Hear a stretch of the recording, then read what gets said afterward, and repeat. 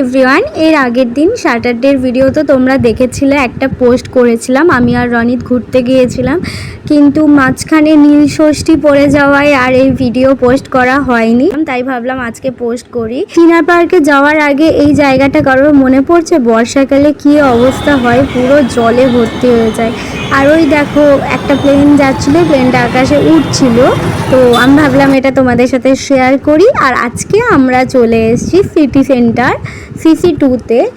আমাদের এখানে আসার কোনো প্ল্যান ছিল না, কারণ আমরা প্রথমেই বলেছিলাম যে আজকে আমরা ঘুরতে বেরোচ্ছি কোনো প্ল্যান ছাড়াই, যেখানে যেতে ইচ্ছে করবে সেখানেই যাব।